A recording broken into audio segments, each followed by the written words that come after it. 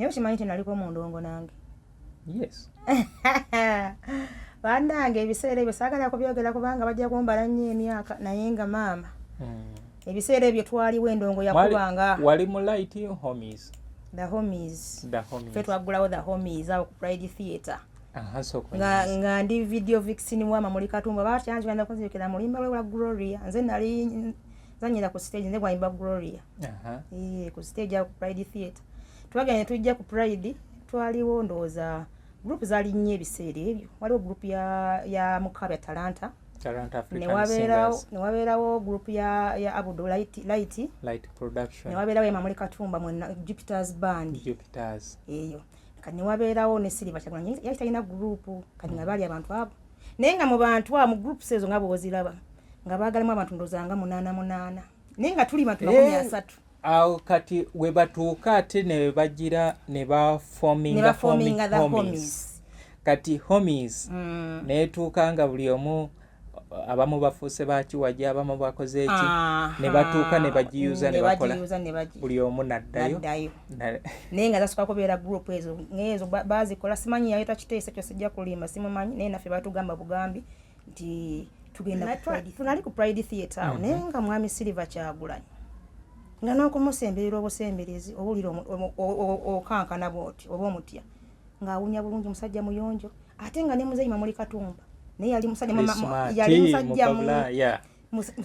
musajja abeera smart. Ffe twayuza nze nayuzanga engoye za Katumba ezo noyitanga nayigaga ffe twayuzanga engoye ze yani tuzigolola titulira ku kikuhanga naye nga musajja yali smart nnyo ate nga muntu mulamu.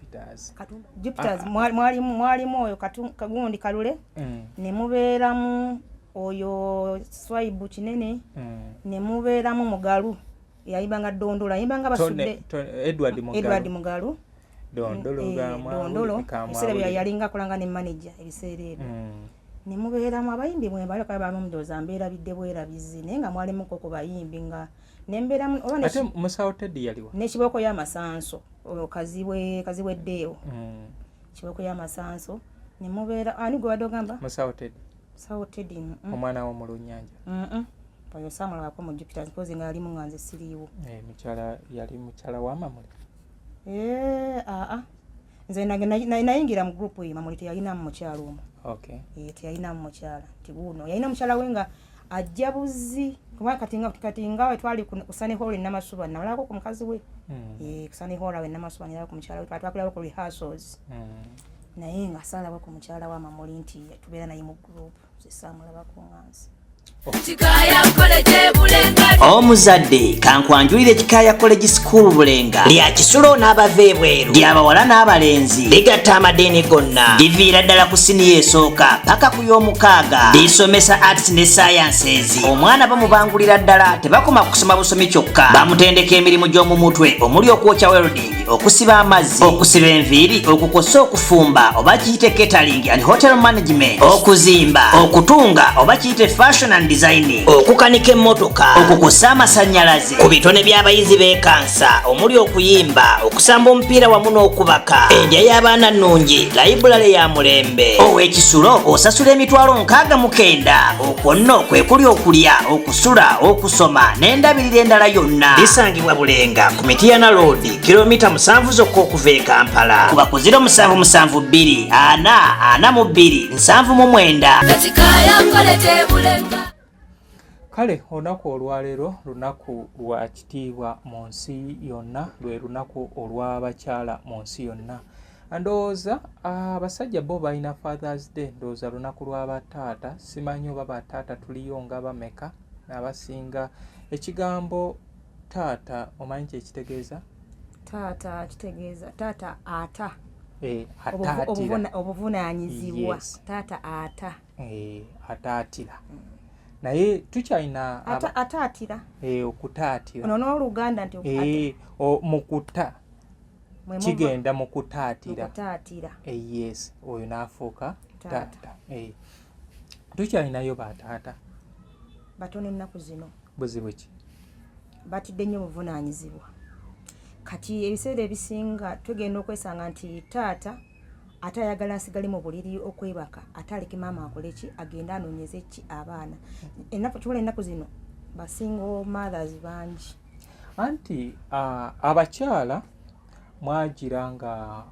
mwalwanirira eddembe lyammwe nga mwagala muve emanju women emancipation omwenkanonkano kubanga omwenkanonkano we guba guzze nsuubira nti buli kimu omusajja kyakola n'omukyala asobola okukola ki tekikuggyako busajja bwo wadde nti twenkanankana naye era osigala oli musajja kati singa we mwakitegeera nti ekyo kijabeera bwekityo lwaki tekyasigala nti omusajja omulekedde obuvunaanyizibwa obw'okubeera omusajja kubanga tulaba bingi nti abakyala anyway mu kulwanirira eddembe omwenkanonkano biki bye mwali mulwanirira anti kati mwe mwakitwala bubi bwe bagamba omwenkanonkano mwalowooza nti nze nina kwenkanankana na mukyala oba bannamwami si bwe kyali kitegeeza edda abakyala tebakolanga tebavanga okagenda kukola omwami nga yalina osituka n'agenda n'akola ki n'akola n'akomawo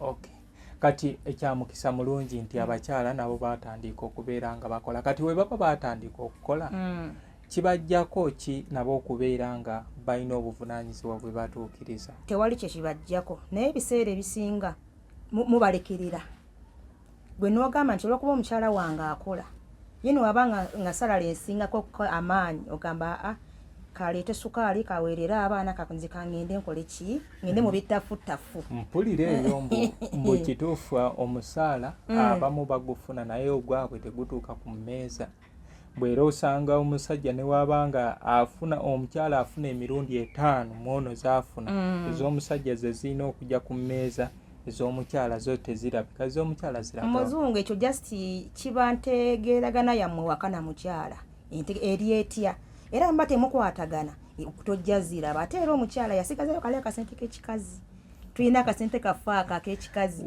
sijja kugamba nti zonna zonna zenfunye nzije nzige nti munaye taata w'abaana leero nakoze emitwalo 5 gagano ku mmeeza kubanga buvunaanyizibwa bwe musajja ewaka anyway kale bantu bange nyongera okubeebaza nze muzungu David Kadongo Kamo music analyst in case tongobereranga nkusaba onyige ku peesa erya subscription era womala wenyini ogenda teekako akakadde oteekeko nti buli kimu kye naabanga nteekayo ogenda kubeera nga okifuna osobola okungoberera ku Facebook, TikTok ne wano ku YouTube. Gwayagala ennyimba zino eza Kadongo Kamo onsanga Kasubi ku basooka kwa Vula Stage wensinzira okubeera nga nkola. Olunaku olwaleero nkyaziza omukyala bingi nti olunaku olwaleero lunaku lw'abakyala Women's Day. Kale kwe kubanga mukyaziza tubeere nga tunyumyamu ku bakyala in relation to Kadongo Kamo. Nsaba obuuzeeko ku abatulaba. Abalungi abatulaba muje baliko mugamba mutya kansuubire muri bulungi. Amannya agange bamuta Saida Nana. Era omukyala akikiridde abakyala olunaku lwayo wano ku muzungu David Kadongo Kamo music analyst. Okay, Saida Nana. Obulamu obusanze otya? Obulamu Saida yange si bubi. Naye abakyala ennaku zino banyigirizibwa nnyo mu nsonga yaki osanga kati abakyala 8 be baweerera abaana. Abasajja baasuulayo edda ogwannagamba. Omusajja asobola okuzaalamu omwana nzine muntu gwe nalabye ebiseera ennaku ezo ng'agamba namuzaddemu ababa azaale wuwe tazaala wange. Lwaki oŋŋamba nti ate nga mwentuuka ku graduation ogenda tula wali ku mmeeza ogambe nti omwana wange nawe mufeeyo nnyo mukole ki mulabirire abaana bammwe mukasomese. Anyway nze ekyo sikimanyiiko nnyo olw'okuba nze obuvunaanyizibwa bwange we mba mbutuukiriza sitera nnyo kulingiriza walala. Anti kati ffe tubeera mu bantu tukolera mu bantu. So yes, in general perspective ate gwe oli mukyala ekitegeeza kyangu nnyo okubeera ng'otegeera ebizibu ebikola ki ebiruma abakyala. Naffe bwe tunaatuuka ku lunaku lwaffe olw'abaami ngenda kusimbulira ebyaffe olabe nti nalabako wano muzeeyi Matiya Luyima ne mukyala we Sauda Batenda Nakakaawa ebizibu ani asinga ebizibu olwo oluyimba lwe baddamu nga bagase ennyimba ez'enjawulo. Ekyamazima alina ekintu kye yatulaga nti abakyala kantereezemu wano nti abakyala oba oliawo be basinga ebizibu naye nga omukyala watandika okunyumya ebizibu bye byalina olowooza yasinga ate omwami watandika okunyumya ebizibu bye naye byalina olowooza omusajja yasinga. Kale ne tubeeraawo bwe tutyo. Kale olunaku lw'abakyala, bakyala ki abo ab'enkizo b'oyinza otunokolerayo abakoze omulimu omunene mu kisaawe kino ekyakadongo kamu? Naddala omukyala kati kangeze nga maama Ndagire Nabitaka, abakyala otandibadde tukola ki singa kyali kisoboka abakyala abo bandibadde bakolayo ne gurupu yaabwe bagirina esobola okubuulirira abaana. Kati kugeza nga mukyala Ndagire Nabitaka, maama Harriet Sanyu, mukyala kozi naye abeera mu kadongo kamu Nandujja tabera mukadongo kamu ali mu ngoma ayinza okugwayo. Eri abakyala abakulukulu betulaba kati ngaabo naye okusinga ddala maama Ndagire owuliriza oluyimba lwa Nabitaka n'ogamba kyekyo ng'olina omwana w'omuddeo n'ogamba kyekyo owulira nga message gyawa etuukira ddala ku ki ku mwana omuwala ne ku muntu owa buli kati nga bano nakalina akayimba ke yayimba oba yalepinga mwana omulenzi abato be tulinamu essuubi akakayimba okawuliriza n'owulira nga nawe n'omwana wo mu ddiiro n'ogamba kyekyo. Omukyala nze muwa nnyo respect mu bakazi bonna. Okay. Kati mu mwaka 2018 bakolayo ekibiina kyabwe Kadongo Kamu Women's Association nga abamu ku benzijukira mu kibiina ekyo mwalimu era Josephine Ndagire ne mubeeramu Harriet Sanyu ne mubeeramu Aisha Nakitto Namwandu w'Abasudde ne mubeeramu Madina Nakiwala, mwalimu Betty Nabulya Sansabula Nakato Ruth Basudde be bamu ku abo abatono. Ne mubeeramu mukadde waffe Rosemary Nakanwagi Kakumirizi ne mubeeramu Senga Justin Nantume be baali mu association eyo naye simanyi oba obudde buno ekyaliwo oba omanyi ffe ebyaffe ebiseera ebisinga tubagawo ekintu nga obw'olumu tulina olyose n'oyogera ku omukyala Nantume oyo omukyala mwagala nnyo nti mbuuliza nti lwansonga lwaki oyo omukyala ye muntu eyekkiririza mu kintu bw'akola ekintu akikola n'omutima gumu.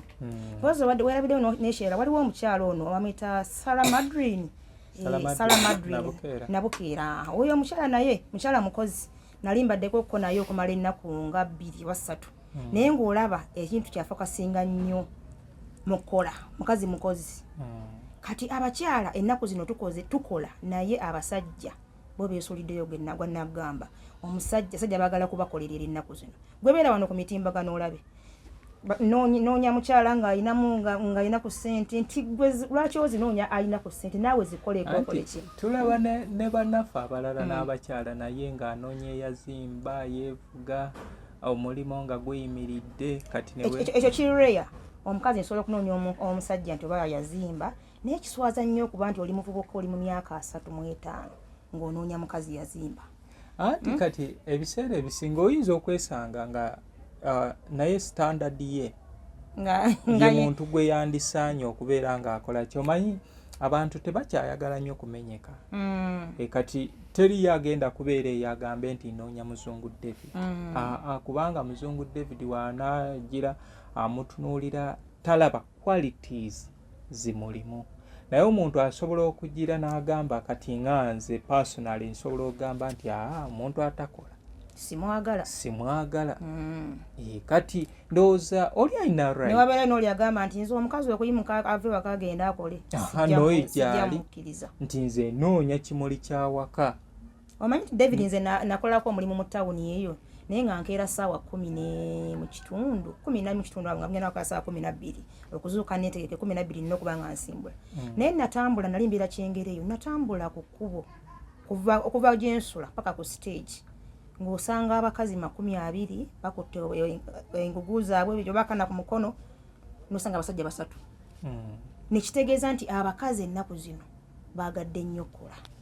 Anti there are some factors omanyi ffe tulina obudde omuntu waliwo watuuka n'abanga azuukuka kubanga kituufu bagamba mbu ne bannyinaffe nammwe oba olumu mulimu abatali bangu nga kale oba oliawo ensi yatuukayo bennyini omanye ensi Kafeero yagamba ensi egunjuza ttima ensi egunjuza bukambwe ng'oba oliawo yaliwo mu myaka gy'ebbeere kweriri yenna alaba nga we yeetunula mu mmira bw'ati kati tufunye gano gaseereza beetunuzaamu bwe bati n'abibiina z'akabina bw'ati n'agamba nzaaliko naye nga takimanyi nti bano ba muzungu David oba olumu be bandibadde basobola omutuuza kati atuuka nga ne bye yali atunda byaggwako nga takyalina kasitoma asobola bigula kati olwo watandika okuzuukuka ate ennaku erumira mu myaka egyo mu myaka 3 kati abakyala bw'owezanga emyaka 35 nga tolina keweekoleddewo nti kano ennaku erumira abantu abo jjukira buli muntu yenna aba akutya abamabeera amatutu bangi sawa ennaku zino abaana banyirira abazadde bazadde abaana abalabika obulungi kati wa tolina akantu keweekoleddewo nga wamanyira kuwa buwi ennaku eyinza okulumira mu myaka egyo 35 okudda waggulu kati kyekiri kidda ku kiri ne bannaffe abamu mbu bayinza okubeera nga kyekyempisa tekyatereera omuntu kyayagala kyagira omuntu wakola ki kati watuuka omanyi waliwo ekintu ekisobola okubeera nga kirondoola omuntu nojje wa muzungu ne mwawukana omuzungu oba olumu abamu n'abaana za kisa nakulekera ettu eryamugema yes ettu ate naddala ebiseera ebisinga we tuba twawukana wano we twogerera ebiyinza okutuza obumu oba ebiyinza okutwawulira ddala tinze ne ku ntaanaayo siririnnya ne biki kale ebigambo ebyekikula ekyo ti oyinza okwesanga nono omwana si wuwo naye nga gwe mazima kimanyi bulungi nali nkuyamba buyambi oli kasajja ki kale oba olumu n'osanga nti kiyinza ekyo okuwaliriza muzungu David okwepe n'obuvunaanyizibwa obwo n'agamba mu byonna bye wayogera kino nekiri kati jjukira gw'ogenze ne Edina oba olina teeka olina okukola ki olina okumulabirira kati wootakeere Edina okusoma n'okulya n'alyawa ako koyogedde kamazima ennaku zino baganda baffe empisa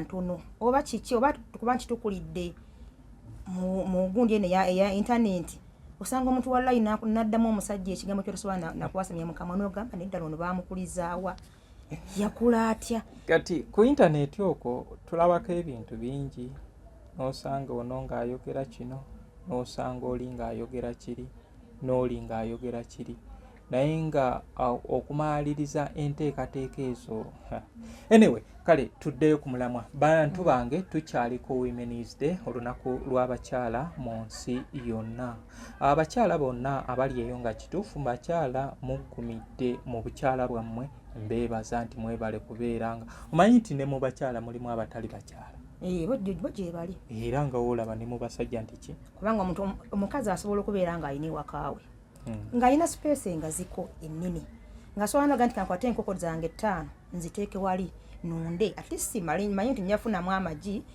nga sigenze kukala kiko gagula ku dduuka naye nga tasobola nga kukeera ku makya tiktok enjala nga ye awulira kyayagala naye nga singa wakwata n'okwata ezo enkoko oba 4 oba 3 n'oziteeka mu kayumba wali n'oziteekera akayumba n'olunda ezo era wandibadde ofunamu kyonna kyokkola oba kwata ensawo y'amanda giteeka awo ebbale anyway kambuuze ekibuuzo kino ku lw'abaami abali eyo oba n'abalala olunaku lw'abakyala Women's Day omukyala yaliwa ku lunaku luno omukyala yaliwa gwe tucelebratinga omukyala yoyo ayina kyeyeekoleddewo omukyala ayina ebintu ebirabwako kubanga omukyala buvunaanyizibwa bwe tutuuka ne tukula tulina okuba n'amaka gaffe mukama waba akisoboza nakola kinagakuwa omwami n'omukyala omukyala aliwo okuzimba omwami omukyala aliwo okulabirira abaana omukyala aliwo okwaniriza abagenyi bonna babeera bazze obaani omukyala alina okuba nga alina ettoffaali ddene lyateeka ku maka ge oba ku famire ye omukyala si kulira ngalo. Edda abantu baliranga ngalo naye kati guno omulembe gwatabuse. Nze era neebaza nnyo abakyala abalina kye beekoledde. Abakyala abantu bebeenyumiririzaamu nagamba singa mbadde nga mukyala gundi singa kale bebeebuuzaako. Nze nsooka oyimuka nenva wano ne ŋŋamba njagala mukyala Ndagire Josephine njagala genda mukyalirako mubuuze wakikola otya okitegeera. Kyetaaga omukyala alina okuba nga omuntu ye muntu eyeebuuzibwako so ono w'okusosola enjala. Okay. Kati okusinziira ku bigambo ebyo by'otugambye tukyalinawo abakyala nga bameka? Abakyala bwe bali abakyala ku 10 tulinako ndowooza nga 8. Nga 8? Abakyala bakyaliwo. Abakyala bakyaliwo. Pozi nga gwe tobalabaawo naye nze nganze abakyala we bali. Ate kale baabaami ku 10? Ate abaami abaami kati basigaza kwambala mpale ge mazima. Abaami baninga ndowooza nga 4 basudde nnyo buvunaanyizibwa abasajja. Gwe tunulira amawulire agabeerako ku mativi ag'enjawulo. Omukazi ng'akaaba nze mpeerera abaana nze ndabirira kino nze nkola ki. Omusajja bwe n'atonda amutwala mu kkooti tajja kulabirira mwana.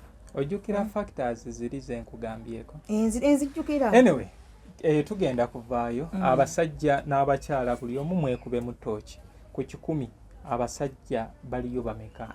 Ku 10 abakyala bali bameka? Okay, wali otugambye nti omu ku bakyala mu kadongo kamu abaali waffe okubeera celebrated ku lunaku nga luno omukyala Josephine Ndagire Nabitaka. Amanya ye Josephine Ndagire lya Nabitaka. By the way nange nina mama wange ye mukyala Ndagire Josephine abeera Oseta Naziku mukono bafaanaganya amanya ye mukyala Ndagire Josephine. Anti omuziro. Ndagire tebabeera bambejja. Ndagire babeera bambejja. Ndagire babeera bambejja. Kati Josephine Ndagire oyo omu. Tulinayo omukyala omulala ali waffe. Mama Harriet Sanyu. Wakubiri. Kati Harriet lwaki twandi celebrate nse ku lunaku nga luno? Kalinze kyemu celebrating akiri kimu. Abakyala bwe bakwata ne ennyimba zino ffe tulina omukisa twakulira kadongo kamu. Kadongo kamu bw'omuteeka mu ddiro lyo n'omuwuliriza ayina ebintu bingi byakugula amatu byakuzimba. Ekitali kuzina ennyimba endala zino eziriwo ku mulembe guno. Kati nze ne wemba nga Ndagire simusanze oba Harriet simusanze kwogerako naye bwe nteekamu oluyimba lwe ne mpulira ebigambo byakola ki byayimba bisobola okukola ki okunzimba oba n'okuzimba omwana wange. Omwana wange asobola okumanya nti munnange omusajja bw'aba ayenze tojajingirawo okunoba si ye solution. Tuula era gy'ayenza ajja kumala akola eki kati bw'oluteeramu omwana wo ddala ng'ali mu ddiiro owulira ddala nga omukyala kyakola ki kyayogera kituufu. Kati nze abakyala mbacelebrate kubanga waneeno Kampala, Mbale, wa Jinja yonna gye bali naye oba nga takutuuseeko personally music yo asobola okuggula obwongo n'akuzimba. So nyimba ki z'oyinza okutunuulira ku maama Harriet Sanyu kubanga abasinga babadde batrendingira ndabyeko emabegaawo oluyimba Saamo wange nga lutrendinga buli omu n'emirembe gye nalwo olubadde lutrendinga then eddya ly'omugagga. Waliwo akayimba Harriet ke yayimba nagwo sikale simanyi nnyo tayito zaabwo naye ng'agamba nti omusajja ayagala omutwe gw'ekyennyanja ate nga tisi eyaguguze kitegeera ayina kayimba naye simanyi bakayita tayito yaako. Omusajja toleeseewo ssente waka osanze omukazi ayiyiza atetenkanyiza ng'omukyala aguze ekyo engege yagitadde ku sowaani kubanga gwe oyagala kulaga bwa nannyini omukyala naye omutwe gumuwoomera agwagala naye gwolaga nti lwaki tewandekeddewo omutwe guli. Nebuuza mutima nti kati gwe tamanyi na ssente gye zaavudde wandekedde 50,000 engege gomanyi yavuddewa okitegeera makumbi yagiguze era wabeerawo omulala yaba yagiguze. Kati nze akayimbako sikamanyi bulungi bampita Sanyu okuva eri mu kibinge ensaalawo y'Emasaka abaagalwa mbatuuse olwo oluyimba olwo bane njagala akayimbaako. Anyway oba watya waaba nga akozeseza kuziriiza ogambye ezammwe ez'ekikyala? oba zeze ekikyala zikola ddi ne bwe mba nkozesezza ezo ez'ekikyala kiri nti si gwe wazimpadde ez'ekikyala zikola ddi zikola ku byaffe ebyetaaga ebyaffe ne waffe balina kye baagala maama ajja kunkubira ngamba empeerezaayo omutwalo nja kujja kuzizi sijja kugamba gwe nti maama ayagala mutwalo nja kujja kuziza ekikyala zimba nsindikira mu mukadde wange naye zikola ate nzijjukira yali 2007 Walukaga yafulumya oluyimba bizibu family bizibu family kati wobanga gwe ez'ekikyala ze zikola eri ate ojja otya otuuke okubeera nga anti kati kankugambe oli ose n'okaleeta akabizibu family bwe banansaba omutwalo buli kimu nenzija nga ndoopera gwe nti munnange ate omwana wa gundi teyafudde ate munnange gundi teyalwadde ojja kunneetamwa ojja kunneetamwa ekiwalukaga kyakola kiki yayimba kati zina zange ez'ekikyala zinfissa ze zirina okunyama mu bizibu byange so that oleme kundabiriza nti mukazi buli kimu agamba nsi buli kimu agamba nsi kati ez'ekikyala zikola mu bintu bwebityo bwebityo. Okay, kale Harriet so far abayimbi babiri omuyimbi Josephine Ndagire Nabitaka ndooza ekiseera kiyingira 96 then tulina okutandika okufulumya then tulina oyo Harriet Sanyu 94 muyimbi kyomulala omuyimbi gwe nandyagadde naye nga si wakadongo kamu bamuyita mukyala Ndagire Mariam Ndagire Mariam tufokasinga ffe ennyo eno mukadongo kamu omuzadde kankwanjulira ekikaaya college school Bulenga lya Kisulo n'abava ebweru ly'abawala n'abalenzi ligatta amadeeni gonna liviira ddala ku siniya esooka paka ku y'omukaaga lisomesa arts ne sciences omwana bamubangulira ddala tebakoma kusoma busomi kyokka bamutendeka emirimu gy'omu mutwe omuli okwokya welding okusiba amazzi okusiba enviiri okukosa okufumba oba kiyite catering and hotel management okuzimba okutunga oba kiyite fashion and designing okukanika emmotoka okukosa amasannyalaze ku bitone by'abayizi b'ekansa omuli okuyimba okusamba omupiira wamu n'okubaka endya y'abaana nnungi library ya mulembe ow'Ekisulo osasula emitwalo 69 okwo nno kwe kuli okulya okusula okusoma n'endabirira endala yonna lisangibwa Bulenga ku Mityana Road kilomita 7 zokka okuva e Kampala kuba ku 0772 442 799 amayindi n'ekizibu kimu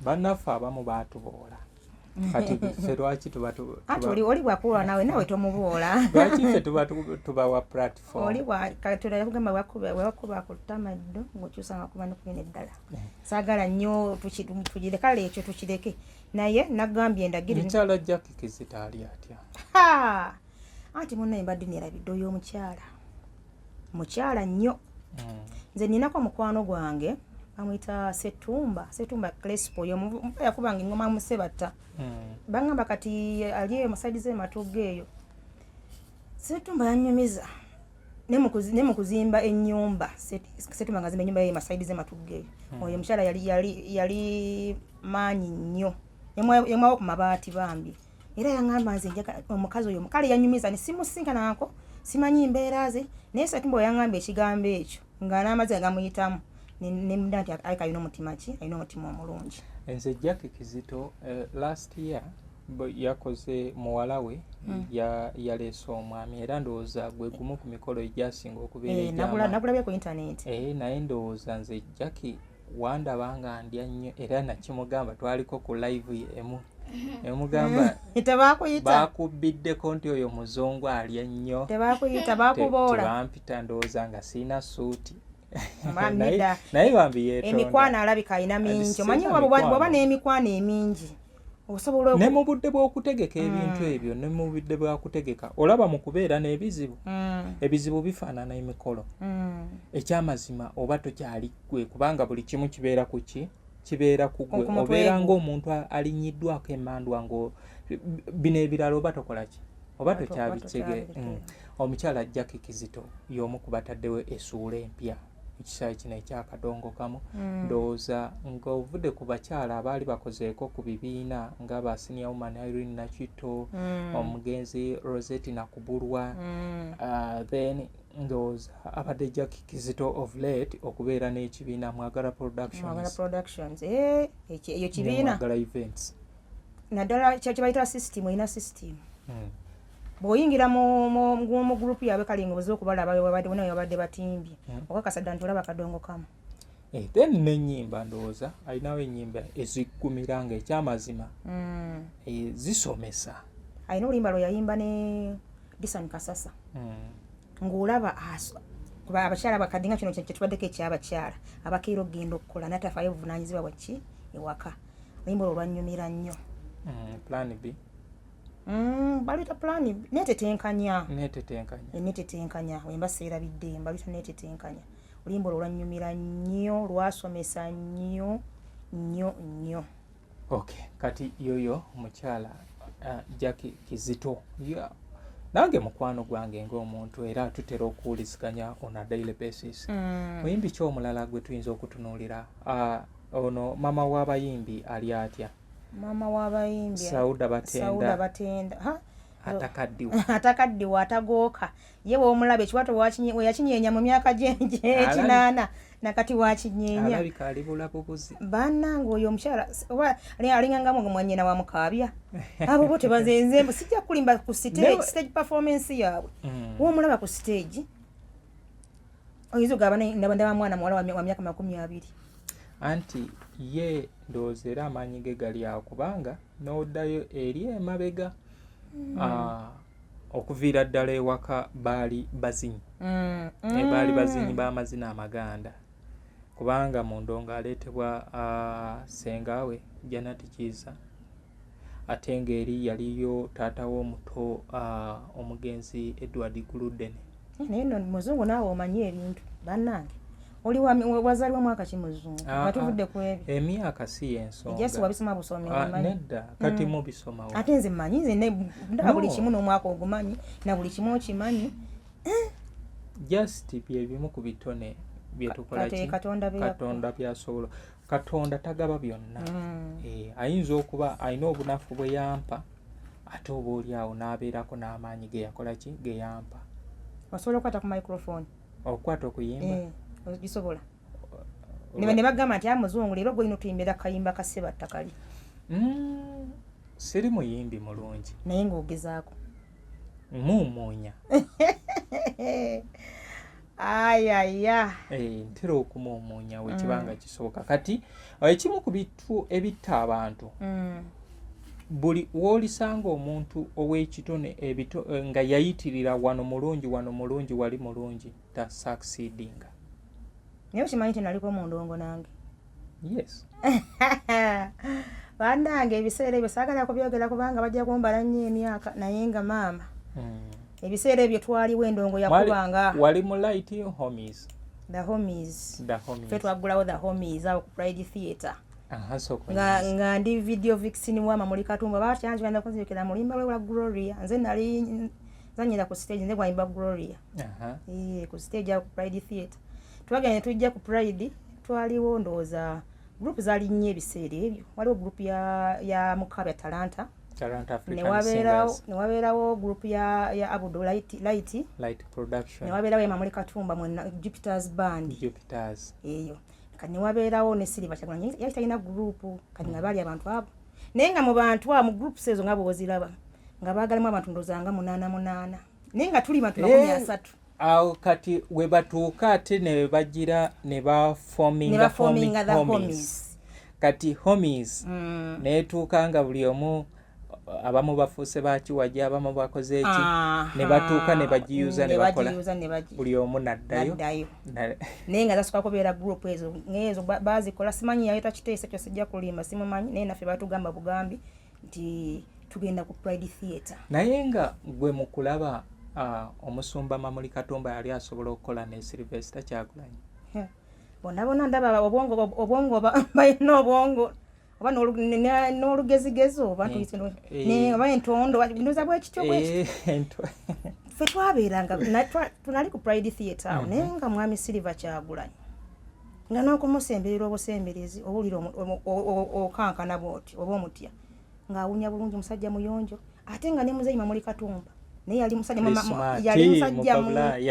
musajja nga musajja abeera smart. Ffe twayuza nze nayuzanga engoye z'akatumba ezo negwetanga nayigaga. Ffe twayuzanga engoye ze yani tuzigolola titulira ku kiko hanga naye musajja yali smart nnyo ate nga muntu mulamu. Katumba yali muntu mulamu. N'obudde buno Mamuli Katumba nze kyemumanyiiko mazima. Era woba togaagala muyinza okukola ki ne ku kisaa kino ekyaffe ekyakadongokamu mu bantu abali knowledgeable ate nga bajjukira ebintu ebyaliwo mu kisaa ekyakadongokamu y'omu ku bo era nga emboozi ze zaanyumya ekyamazima nga we wagiwulira ewa Gindi era Mamuli Katumba wanaaba nga alina kyagimanyiiko kyatamanya kugamba seekakasa naye nga y'omu ku bantu abagulubye n'endongo. So muli mu right production sibe nako mu right anti yali Jupiters nasanga kati mu Jupiters by then mwalimu ani nani? Mwalimu Kaluleta Dewo. Kaluleta Dewo omuntu ayinza kumujjukira ku luyimba ki? Entamu.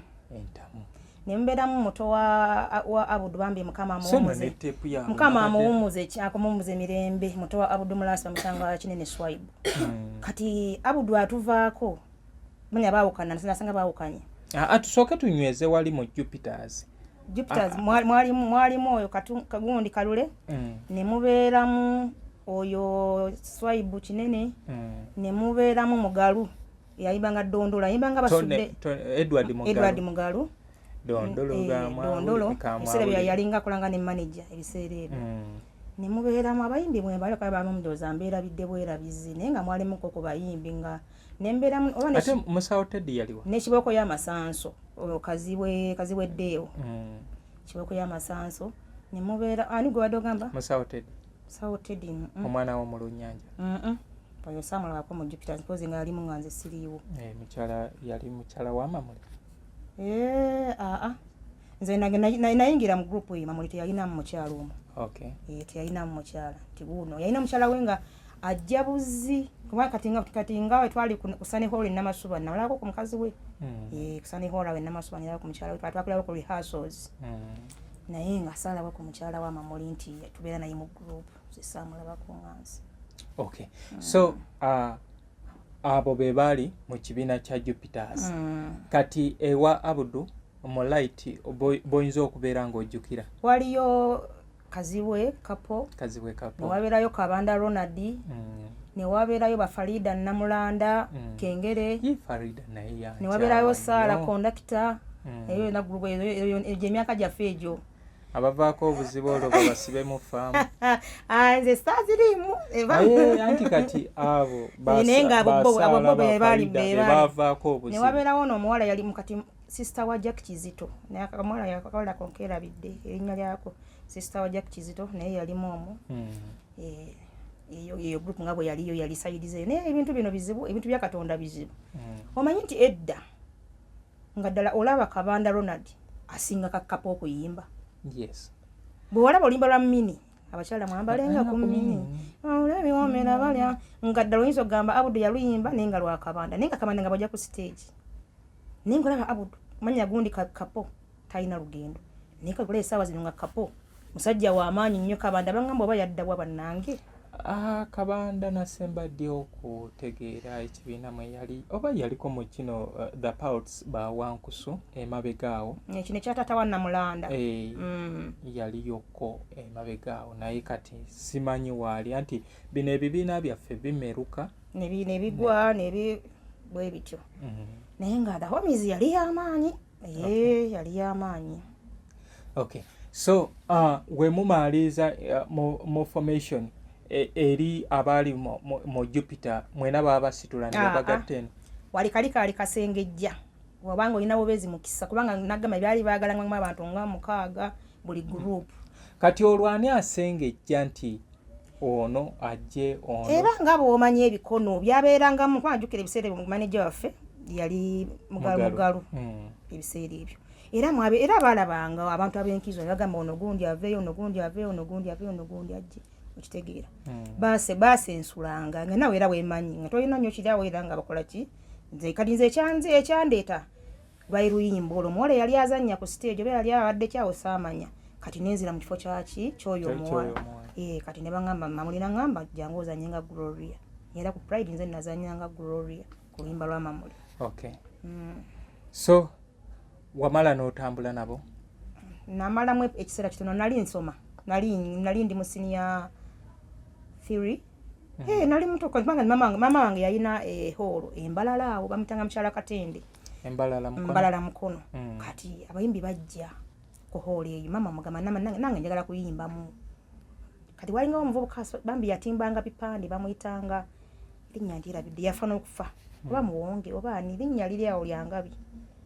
Kati yaŋŋamba jangu ku Sunny Hall tugenda mu safari tuka ku Sunny Hall ndasanga beetegese sina na kyemmanyi nno naye nga nze njagala kukola ki kuyimba.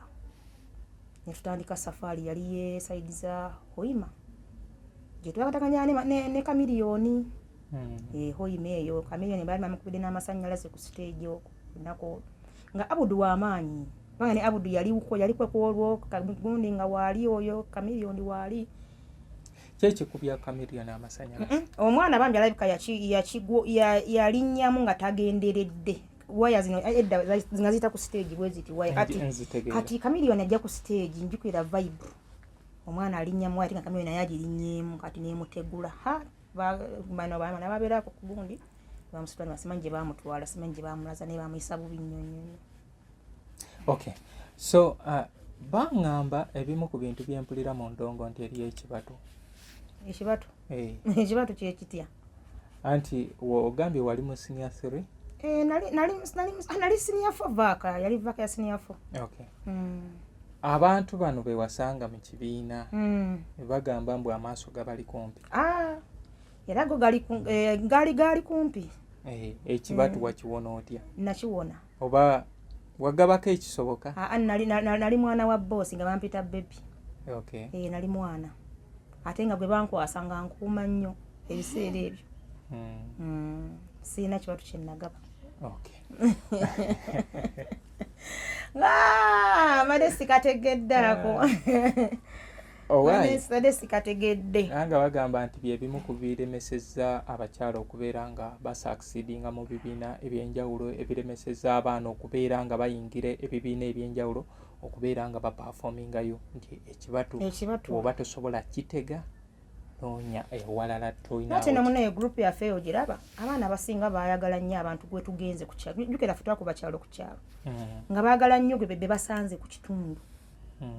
Namugamba ngenda kuyingiza atega ekibatu kye ekyo ne kiggwera awo. Tulina oyo omwana bamutanga Swaibu kinene Mukama akuwumuza emirembe muto wa Abudu oyo omwana banange ensi eno omwana yatega kibatu tatoma Swaibu teyatoma. Swaibu olunaku ayinza nga basatu nani stop sibi ebyo Hassan bye yayimbako nti oluvaawo nga weekalakaasa nti sente baatuwadde songa kumbe wazimalidde muki wazimalidde anti ku gate wano ku gate correction bakusala buli gwoyingiza nga bakola ki basalako account yo obanga muyingiridde 2 ekitegeeza oyingiza abasatu oba osigazizaayo 10,000 bwekiri. Anyway, nga twolekera okubeera nga tufundikira programu y'olunaku olwaleero tuli ku bakyala mu kadongo kamu Women's Day tuli mu kucelebratinga abamu ku bakyala abakoze ekinene. Tetusobola kuba mentioninga bonnaako bayitirivu abakyala abayimbye kadongo kamu ono. Okay.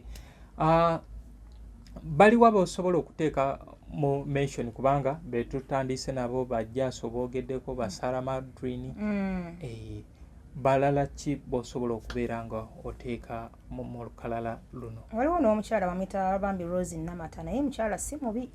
Mukyala akoze mukyala Rose Namata ne wabeerawo Madiina Nakiwala Rasta woman mama wange ayagala omukazi oyo banange Rasta woman Madiina oyo mukyala naye bambi wali weewo kati ne wabeerawo mukyala kyawo anti bangi ge mazima bangi tosobola bamenya bonna n'okola ki bonna n'obamalayo. Eno tulinayo mukyala wa Muzeeyi Matiya Kakumirizi akyaliwo, Rose Nakano Rose Nakano agikakumirizi. Waliwo Christine Nanteza Kadulubaale yo eyagiranga mu nnyimba za Muzeeyi Matiya Luyima, Mukyala Sekidde. Ani Sekidde yali luddawa? Sekidde mwali atera okubeera mu Makindye naawe mu Kibuye. Era twalina enteekateeka gye tuyinza okubeera nga tukola amaaso awo naye tomanya Katonda wanaaba atusobozesezza tugenda kubeera nga tugikola. Okay, kale mu bigambo byo ebisemba tufundikire programu y'olwaleero. Abalungi mikwano gyange mwena ababadde batugoberera guno omukutu gwa Mwami Muzungu, mwebale nnyo okutulaba. Nze mbagaliza olunaku olulungi olw'abakyala, okubeera abakozi, okulabirira amaka gammwe wamu n'abaana baffe, famire zaffe, twewonye obutabanguko mu maka, kyekisinga obukulu. Kuwuliziganya na munno bye byange. Okay. Kulabirira baana bammwe bokka bammwe bote mugize. Anti era omwami naye abeeranga mwana waka. Anti kati omuntu omu w'otamugamba kituufu kyennyini. Omanyi guno omulembe gukyuseemu. Ekyamazima twalinanga ebigambo eby'enkiso. W'otuukidde mbadde ndi mu kushuutinga ekya Seroganga. Naye nga owulira mulimu ebigambo eby'enkiso. Enkizo. Enkizo mu ebiri ne byebaakisa. Kati nti tuyinza okwogera wano naye tukiyita wano kungulu munda muli omuntu kiyinza okumubeerera ekizibu. Oba tokimugambye nti kino ne kino. Mulabirira abaami baffe, mulabirira abaana baffe, n'ekirala muwulirize nnyo kadongo kamu. Bera gwe tofayo bagamba mbu ezo nnyimba za bakadde zaaki. Omwana waba ali mu holiday nga yitekamu akayimba kadongo kamu kowulirako kola ki? Alina kyajja okupikinga mu kyajja okufunamu. Abasinga mbu be bayita ba bebi. Be babasasula ez'enviiri ez'enjala. Ono ow'ewaka. Abeera ki taata w'abaana? Taata Edina. Omuyita taata Kumi. Katobe naawe era naawe obeera bebi. Kyova olaba nze nina kyenakugambye kati nga nakakaawa, omukyala nakakaawa. Bannange afumbye. Emyaka mingi. Towulirangako nti oba bwekiti ne bwekiti. Agenda myaka 5 ng'afumba. Omukazi ate laavu yaabwe ekyalinga yaba ba myaka ebiri. Anti kwetegeera. Omanyi kiba kibi we tukola ebintu bino ne tulema okwetegeera. Buli w'olema okuntegeera tugenda kuva nga tetukoze eki tetwakyevinze. Naye buli w'otegeera omuntu. Okay. Kati nga tufundikira wadde go owadde remarks zo. Luyimba ki olw'akadongo kamu nga lwa mukyala lw'owulira nga obulamu bwo luzitowa nnyo ng'era lugattako ku kitiibwa kyammwe eky'abakyala? Oluyimba lw'akadongo kamu nze njagala nnyo ennyimba za mukyala lwakuba tayito za nnyimba sijja kulimba nzeerabira. Njagala nnyo ennyimba za mukyala Ndagire Nabitaka yinja mulemerako nnyo ne Harriet Sanyu. Ezo ennyimba sijja kunegola nti luno naye ezo ennyimba oba otaddemu luyimba ki oba luyimba ki onna lunkolera. Okay. Omuntu ali eyo nga kadongo kamu ono tamuwa budde omuwa bigambo ki? Nze mugamba agezeko okumuwuliriza era okumwagala kubanga niwe olaba ensangi zino ennyimba zonna zituwuliza zino ezaffe waneno bonna ebigambo babijja muzire ennyimba z'abaana abakadongo kamu. Olabye ogundegunde wafuuse kati ogundegunde kati mulimu ndowooza kati oluyimba lwennyini n'erinnya twalifiisiza twakoze eki kati ogundegunde lwafuuse luyimba naye nakwamba mbinda nange kino nkikubiriza bw'oba nga oddamu oluyimba lwa muntu etteekayo ebigambo ebikola ki ebiruwoomesa ate tolwonoona bwonoonyi ng'ono omuvuka gwe nalabye simanyi yekidwa yekididi alina ekigambo byetusaana nakuyisa mu kamwa waliwo oba mu pye bibi alina ebintu byayogedde nogamba naye ate n'ekirala tolina nsonga lwaki oddamu oluyimba lw'omuntu nga tofunye na lukusa kubanga w'obeera omuyimbi gwe woddamu olwakafeero anaagenda okuddamu lulwo. Kale ddi ffe lwe tudda mu nnyimba zaabwe anti kintu kyekikuzayo mu kiri nenkugamba nti kadongo kamu teri agenda sobola mujjawo kubanga na zino zenyini nyinyi zebayimba nalabye Jostede naye ng'abuukidde oluyimba lwa Vincent Sega nabirabye kugundi ku channel yo kwe nabirabye anti channel yaffe eri dedicated for kadongo kamu lwakuba nti tutandise oteekako ne current affairs kubanga weewaawo wadde tuli ba kadongo kamu naye ate naffe tuli mu nsi tulaba ebitambula mu nsi nga ebimu biri waffe okubeera nga tukola ki nga tusharinga nabyo n'abantu kale bantu bange nze Muzungu David kadongo kamu music analyst embadde ne Saidi Anana mukyala muyimbi owa kadongo kamu yaliko mu kibiina ekya Jupiters gye baava okwegatta ku kibiina kya The Homies abaana beeka bakuba endongo to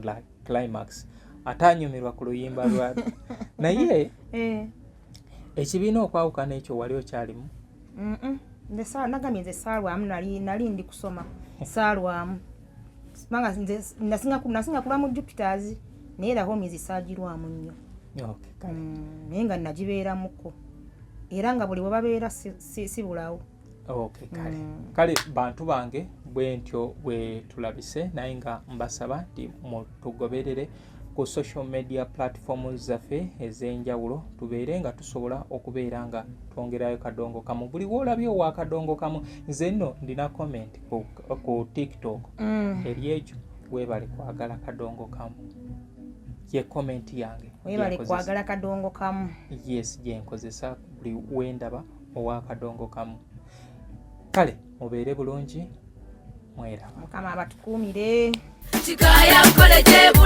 omuzadde kankwanjulire Kikaya College School Bulenga lya Kisulo n'abava ebweru ly'abawala n'abalenzi ligatta amadeeni gonna liviira ddala ku siniya esooka paka ku y'omukaaga lisomesa arts ne sciences omwana bamubangulira ddala tebakoma kusoma busomi kyokka bamutendeka emirimu gy'omu mutwe omuli okwokya welding okusiba amazzi okusiba enviiri okukosa okufumba oba kiyite catering and hotel management okuzimba okutunga oba kiyite fashion and design okukanika emmotoka okukosa amasannyalaze ku bitone by'abayizi b'ekansa omuli okuyimba okusamba omupiira wamu n'okubaka endya y'abaana nnungi layibulale ya mulembe ow'ekisulo osasula emitwalo 69 okwo nno kwe kuli okulya okusula okusoma n'endabirira endala yonna lisangibwa Bulenga ku Mityana Road kilomita 7 zokka okuva e Kampala kuba ku 0772 442 799